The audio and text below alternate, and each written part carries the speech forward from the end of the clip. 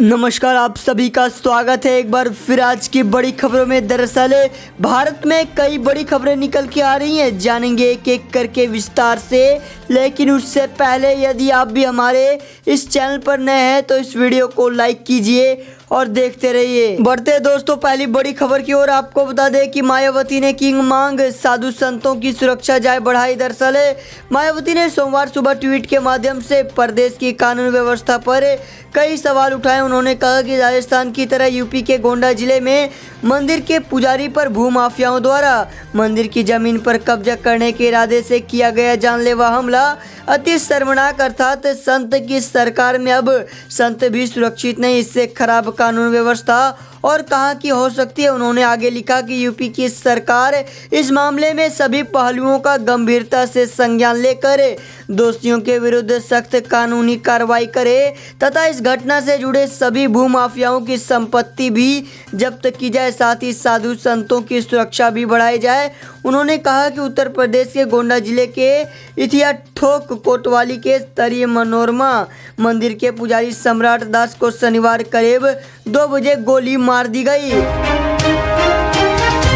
वहीं बढ़ते हैं अगली बड़ी खबर की ओर। आपको बता दें कि मुसलमानों को लेकर मोहन भागवत ने कहा ऐसा ओवैसी भड़क उठे। दरअसल महाराष्ट्र के एक हिंदी मैगजीन से बात करते हुए मोहन भागवत ने कहा कि ऐसे बहुत मुसलमान थे जो मेवाड़ के राजा महाराणा प्रताप की तरफ से मुगल बादशाह अकबर के खिलाफ लड़े थे। इतिहास से पता चलता है कि जब भी देश की संस्कृति पर बाहरी आक्रमण हुआ, सभी अलग अलग विश्वास के लोग एक साथ उठ खड़े हुए। उन्होंने आगे कहा कि भारत के मुसलमान दुनिया में सबसे अधिक संतुष्ट हैं। हैरानी की बात यह है कि दुनिया में कोई और ऐसा उदाहरण देखने को नहीं मिलता जहां किसी भी बाहरी धर्म ने शासन किया हो और वो धर्म आज भी वहां पर बसा हो। यह सिर्फ भारत में ही हुआ है। हिंदी मैगजीन विवेक को दिए इंटरव्यू में भागवत ने आगे कहा कि भारत की तरह पाकिस्तान में अन्य किसी धर्मों के लोगों को कभी भी अधिकार नहीं दिए गए, जबकि पाकिस्तान को मुस्लिमों के लिए एक अलग देश के रूप में स्थापित किया गया था। उन्होंने कहा कि आगे हमारे यहाँ संविधान में यह नहीं कहा जाता कि यहाँ पर सिर्फ हिंदू ही रह सकते या फिर अगर आपको यहाँ रहना है तो हिंदुओं के अधीन ही रहना पड़ेगा।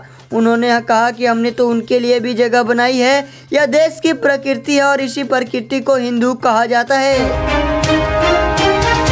साथ ही रुख करते हैं अगली बड़ी खबर की ओर। आपको बता दें चीन पाकिस्तान से लगी सीमाओं पर जारी है तनाव। दरअसल बता दें कि पड़ोसी देश पाकिस्तान जहां 2020 से पहले 6 महीने से जहां 2500 बार युद्ध विराम का उल्लंघन कर चुका है, इसके साथ साथ लद्दाख में चीन के साथ जारी गतिरोध के बीच रक्षा मंत्री राजनाथ सिंह ने कहा कि सीमाओं पर तनाव लगातार बना हुआ है। उन्होंने कहा कि हमारी उत्तरी और पूर्वी सीमा पर पहले पाकिस्तान और अब चीन द्वारा एक मिशन के तहत विवाद पैदा किया जा रहा है। उन्होंने कहा कि सोमवार को सीमा सड़क संगठन द्वारा बनाए गए 44 पुलों का वीडियो कॉन्फ्रेंस के माध्यम से उद्घाटन और अरुणाचल प्रदेश में नेचिपू सुरंग के शिलान्यास के अवसर पर संबोधित कर रहे थे। इस मौके पर उन्होंने कहा कि इन देशों के साथ हमारी लगभग 7000 किलोमीटर की सीमा मिलती है, जहां आए दिन तनाव बना रहता है। इतनी समस्याओं के बावजूद प्रधानमंत्री मोदी के भरोसेमंद और दूरदर्शी नेतृत्व में यह देश न केवल इन संकटों का दृढ़ता से सामना कर रहा है बल्कि सभी क्षेत्रों में बड़े और ऐतिहासिक बदलाव भी किए जा रहे हैं। बीआरओ ने इस साल योजनाबद्ध तरीके से 102 पुलों में से 54 को पूरा कर लिया है। रक्षा मंत्री ने कहा कि एक साथ इतनी संख्या में पुलों का उद्घाटन और सुरंग का शिलान्यास करना अपने आप में एक बड़ा रिकॉर्ड है। वहीं बढ़ते हैं अगली बड़ी खबर की ओर। आपको बता दें कि जीएसटी राजस्व के मसले पर राहुल का केंद्र पर हमला का हर वादे की तरह यहां भी मुकर रही है सरकार। बता दें कि अर्थव्यवस्था, लॉकडाउन और बेरोजगारी के मुद्दे पर लगातार केंद्र की मोदी सरकार पर निशाना साधने वाली कांग्रेस पार्टी आजकल कृषि कानूनों और वस्तु एवं सेवा कर जीएसटी राजस्व को लेकर हमलावर है। जीएसटी काउंसिल की पिछले कई बैठकों के बाद भी समाधान नहीं निकलने को लेकर कांग्रेस के पूर्व अध्यक्ष राहुल गांधी ने एक बार फिर से प्रधानमंत्री मोदी को घेरा है। उन्होंने आरोप लगाया कि यह सरकार तमाम वादों की तरह जीएसटी राजस्व के मामले में भी अपनी बातों से मुकर रही है। इस दौरान उन्होंने 8,000 करोड़ का विमान खरीदने को फिजूल खर्ची बताते हुए तंजीबी कसा। राहुल गांधी ने सोमवार को ट्वीट कर कहा कि केंद्र सरकार ने राज्यों से जीएसटी राजस्व देने का वादा किया। इस बीच कोरोना महामारी और प्रधानमंत्री के अजीब फैसलों से अर्थव्यवस्था ठप हो गई। पीएम मोदी ने 1.5 लाख करोड़ का टैक्स कट कॉरपोरेट को दिया, खुद के लिए 8400 करोड़ के 2 प्लेन खरीदे। अब जब केंद्र के पास राज्यों को देने के लिए पैसा नहीं है तो वित्त मंत्री जी राज्यों को कहती हैं कि उधार लीजिए। उन्होंने कहा कि जब आपको कोई वादा पूरा नहीं करना था तो लोगों को उम्मीद क्यों देते। उन्होंने सवाल किया कि आखिर पीएम मोदी के लिए आपके मुख्यमंत्री अपना भविष्य क्यों गिरवी रख रहे हैं।